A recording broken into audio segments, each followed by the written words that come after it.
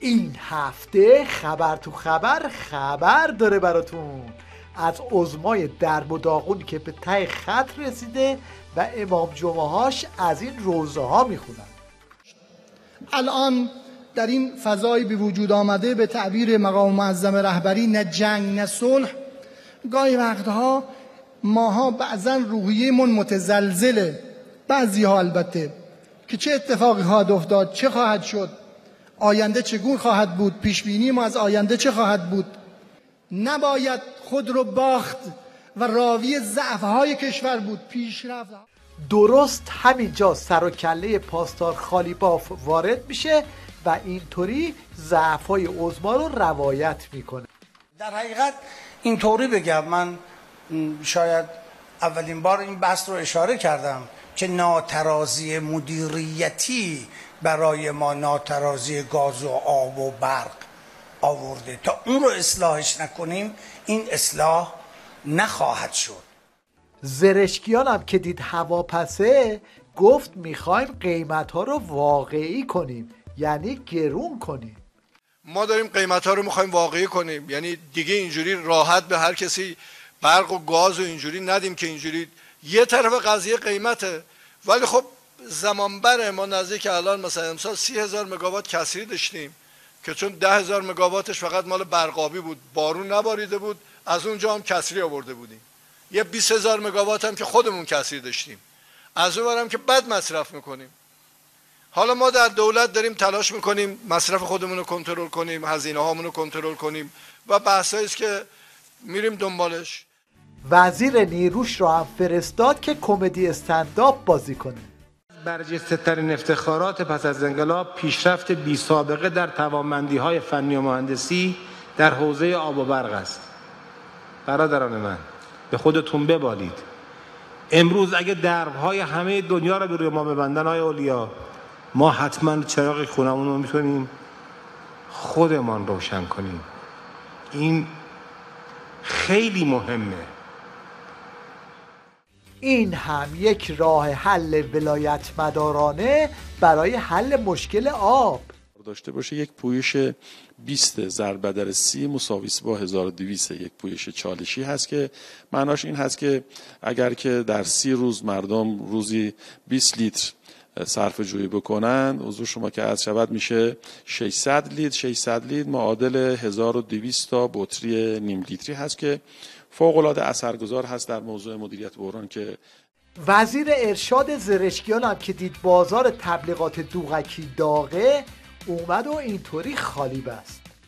آمار گردشگران خارجی خصوصا حوزه خلیج فارس به شدت رشد پیدا کرد، هم عراق، هم عربستان، کویت، بحرین و تقریبا بالاترین حجمی که امکان داشت هتل‌های ما سطح اشغالشون بالا 90% بود. مسابقه خالی بندی توی نظام ولایت چهره‌های جدیدی هم داره. یکیش اینه.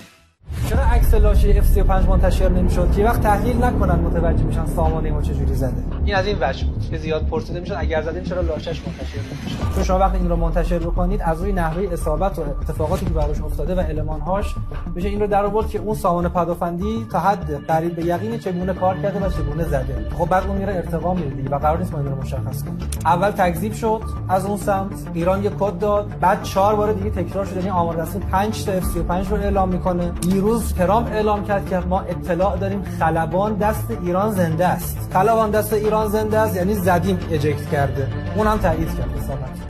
البته این خالی بندی ها به جایی نمیرسه، چون تو جنگ و دعواهای باندی یه عده پیدا میشن که اینطوری زیرا به سیاست‌های نظام رو میزنن.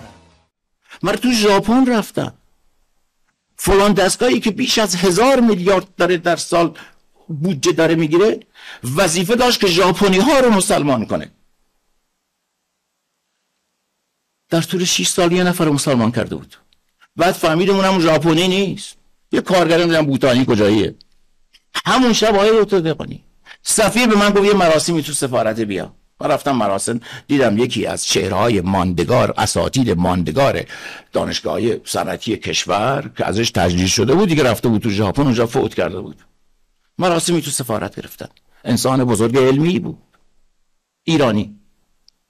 بعد آخرش پرسیدم، گفتم خب خانواده‌اش کسی نبود اونجا، فقط سفارت براش مراسم گرفته بود. گفتم این کجای ایران مثلا دفن شده؟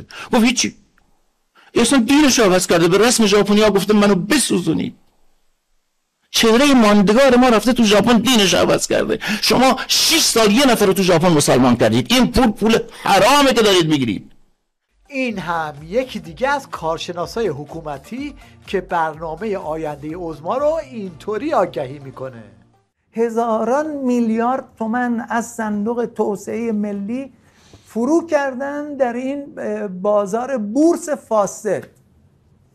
بورس روی تولید میچرخه. وقتی شما تولید ندارید چطوری بورس درست میکنید؟ و بعد چون مردم رو تشویق کردن و بنگاه ها رو گفتن که بیایید این سهام ها رو بخرید، اینا رفتن خریدن، سقوط کرده. برای اینکه تولید نداریم ما.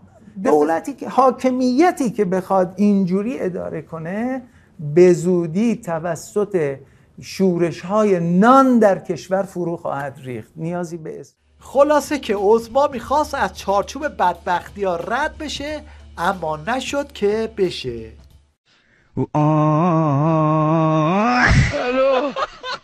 این هم یک چشمه از وضعیت زندگی مردم که تو کلیپاشون در فضای مجازی منتشر میکنن.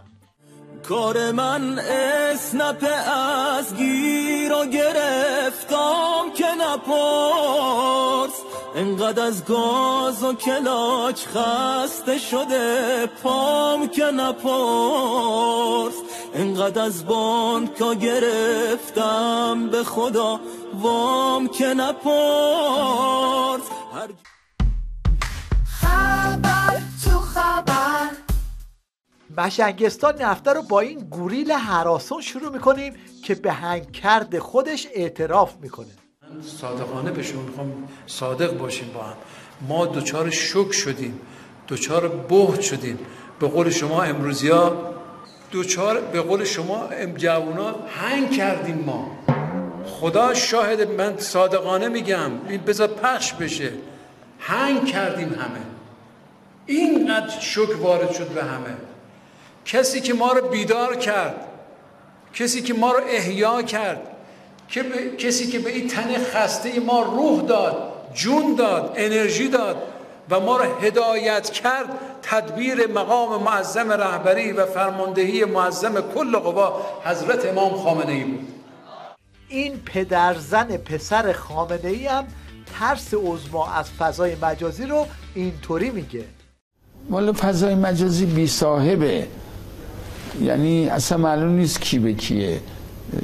هر کی اونجا واسه خودش یک حرفی میزنه، یه سلیقه اعمال میکنه، یه کاری میکنه. ما مدت هاست که در پی یه نوعی ضابطه‌مند کردن فضای مجازی هستیم. الان کار از این حرفا گذشته. الان تو درون خودشون هم مدام دارن زیرا همدیگر رو میزنن. همینطور که آقای منصوری بعد از اینکه میخواست به رومانی فرار کنه به من زنگ زد، گفت حاج آقا منو عفو کن، منو ببخش، تو بیگناه بودی، ولی من به دستور صادق لاریجانی و آقای دولت‌آبادی شما رو دستگیر کردم، شما بیگناه بودی. سر ماجرای دادگاه آقای خدمت شما عرض کنم تبری اسم ایشون مطرح شد، 600,000 یورو رشوه گرفته بود که اونجا یه بیانیه از رومانی داد و بعدم خدمت شما عرض کنم رفتن تو هتلی که ایشون مستقر بود، اول خفش کردن، 6,000 یورو رو برداشتن، از اون بالا دوربینا رو قطع کردن، انداختن پایین، گفتن خودکشی کرده. این هم یک کامنت برگرفته از اینترنت درباره قوانین عظما در فضای مجازی. یه لایحه تصویب کردن مقابله با محتوای غیر واقع در فضای مجازی. من خودم خیلی باهاش موافقم. یه چند تاشو حضور ذهن دارم بهتون میگم، لطفاً زودتر دستگیرشون بکنین. اینا رو نام اثر رو تو اینترنت سرچ بکنین بهتون میدن. تکذیب ورود کرونا به کشور، ساقط کردن F35 ها، اسیر کردن خلبان‌های F35. نه مذاکره میکنیم نه جنگ میشود. به غیر از اتوبوس آب و برق رو مجانی میکنیم، همه را خانه‌دار میکنیم، برای همه مسکن میسازیم. گوشت یخزده حرام است. اقتصاد غرب رو به افول است. نفت امریکا تا سال 2021 تمام میشود. این شما و این یک کلاس انگلیسی فشرده با متد جدید. 1 2 3 4 5 6 7 8 9 10 110 تلوان 11 12 13